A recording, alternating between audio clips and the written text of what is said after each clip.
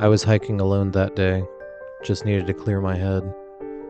Work had been rough, and I thought getting lost in nature for a few hours would help reset my mind.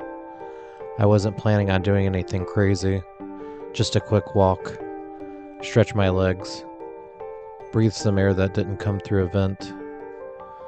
The trail was quiet, peaceful really, just birdsong and the occasional rustle in the brush. It felt good.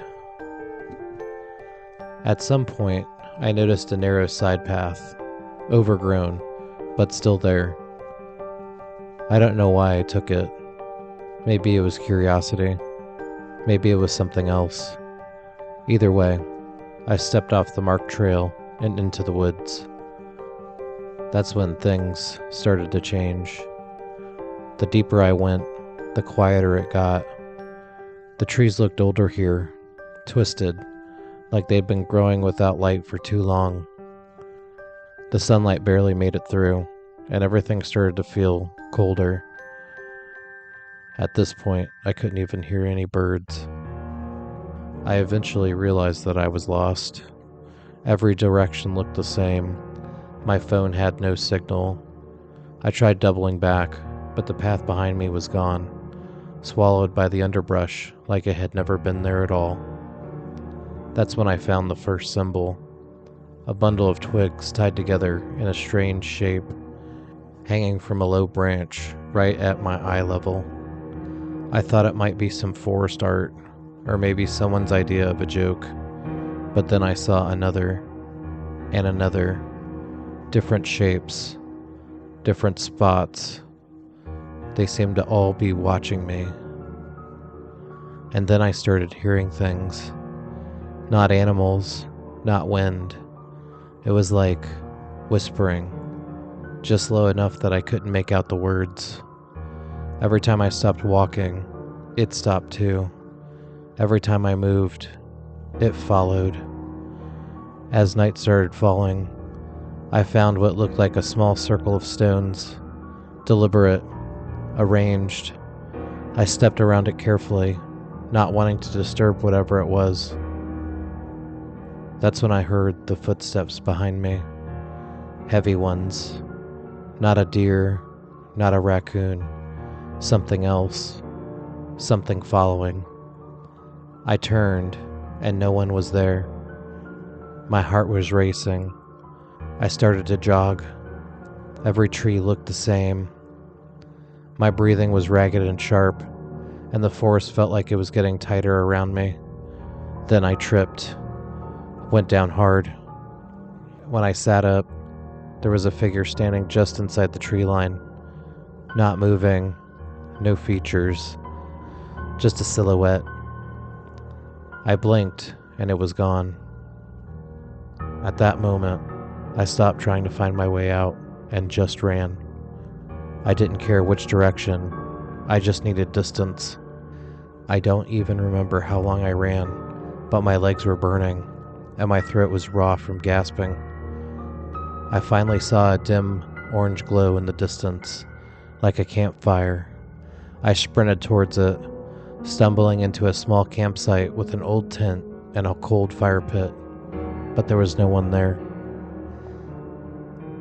I saw my own name carved into the bark of a tree nearby. I hadn't been there before. I couldn't have. I stayed in that clearing until sunrise, huddled by the dead fire, watching the trees, waiting for something else to move. When I finally made it back to the trail the next day, scratched, muddy, and barely holding it together, it felt like I had been gone for days. When I looked at my phone, it said I had only been out there for a few hours. I don't know what's out there, but something was watching me, leading me. If you ever hike alone and see a path that doesn't look like it's meant to be there, don't take it. Because some trails aren't for people, and some forests don't want you to leave.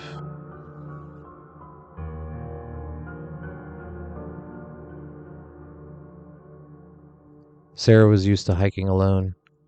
She had done this trail more times than she could count.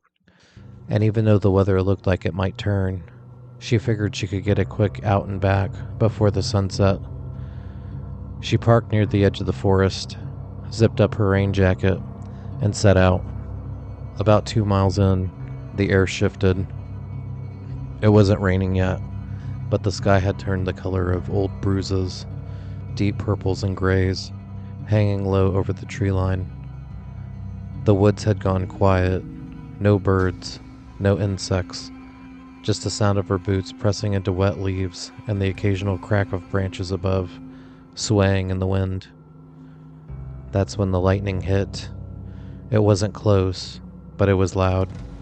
So loud, it made her ears ring. A split-second flash lit up the trail, and then, just ahead, a massive pine came crashing down, blocking the path. Sarah stopped cold. She waited for the ringing to fade, and then she turned around to head back. But something felt different. The trail didn't look the same.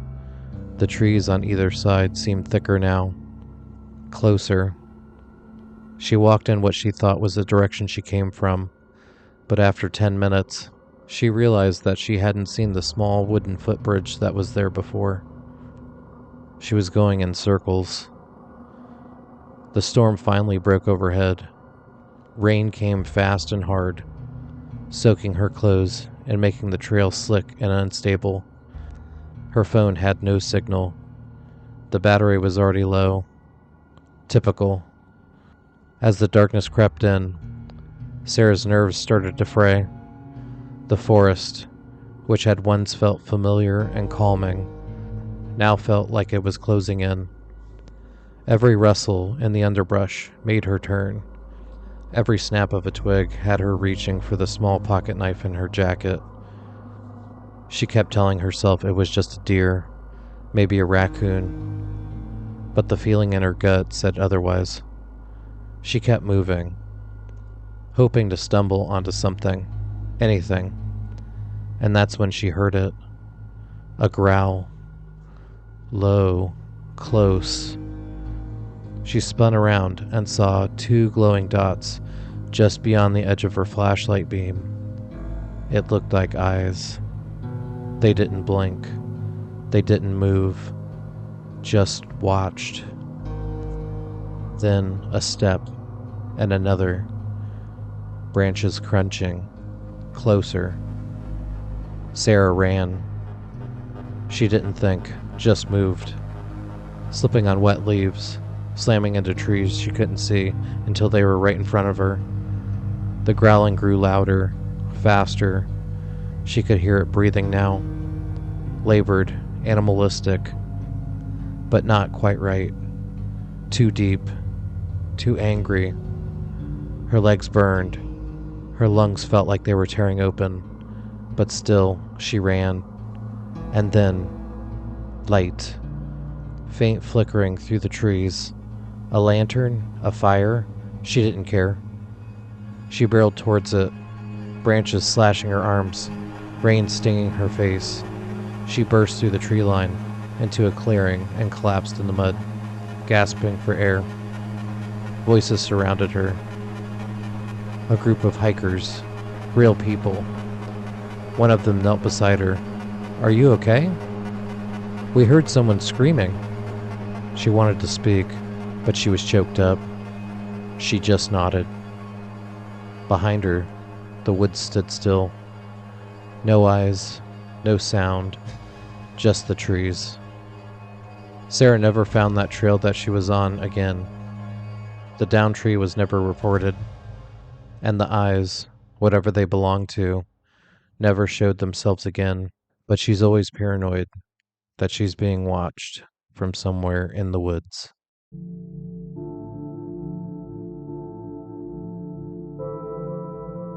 Jane wasn't planning on going far, just a short solo hike to clear her mind. She had read about the woods online. Dense, remote, quiet. A good place to get away. She didn't pay much attention to the warnings. Articles about strange disappearances. The signs at the trailhead that urged people not to go off trail alone. She figured those were more for dramatic effect than real concern. The air was still when she started, maybe too still. A couple hours in, she realized the path had gradually disappeared beneath her. She had followed what looked like a worn side trail, but made by a deer or something, and somehow ended up surrounded by trees that all looked the same. Her phone had already died.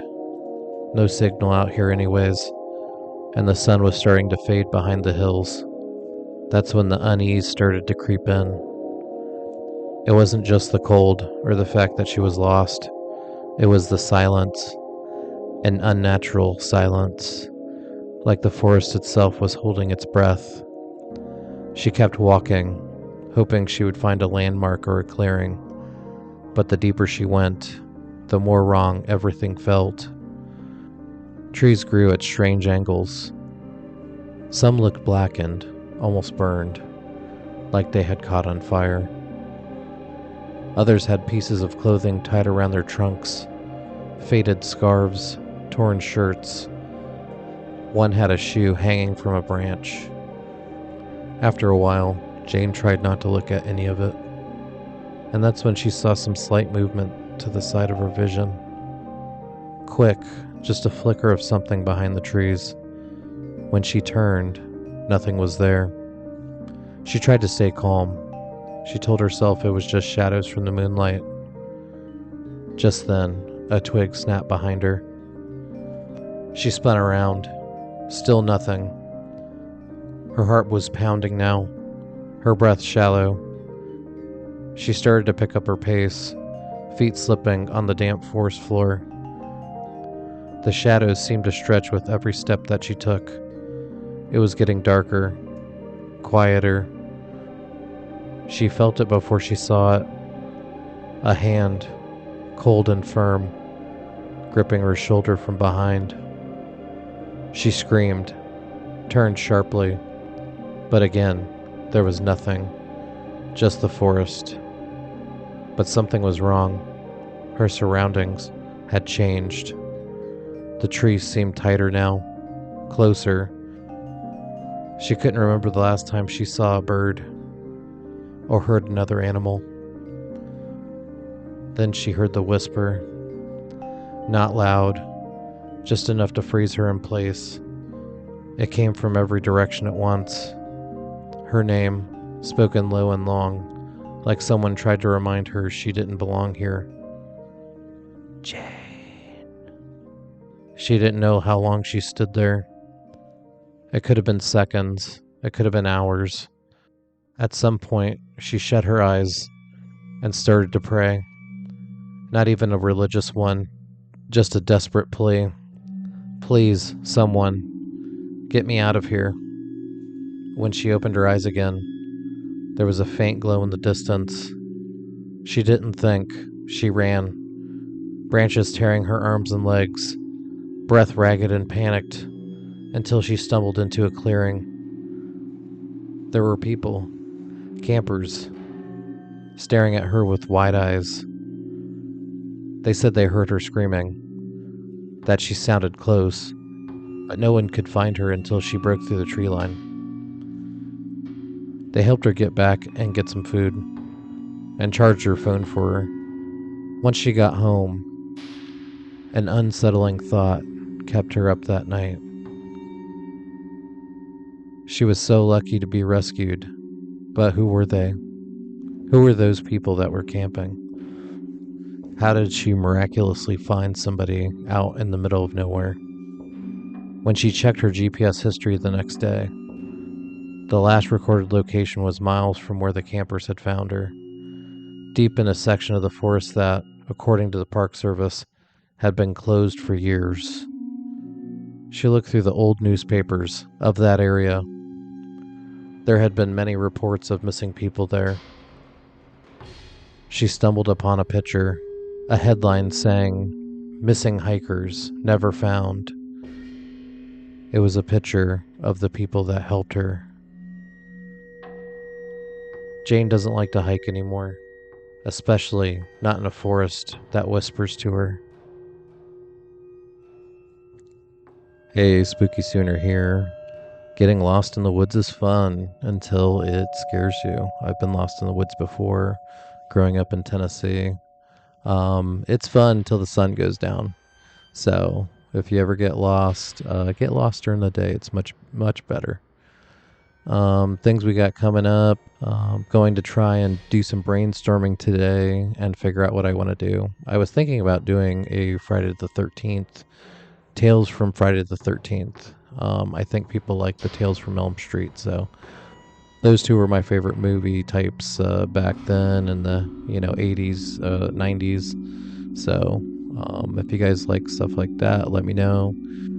If you guys have made stories and are interested in me telling them, send me an email at spookysooner7964 at gmail.com and I can put that together and make a story for you. Thanks for the support. We're up to 455 subscribers.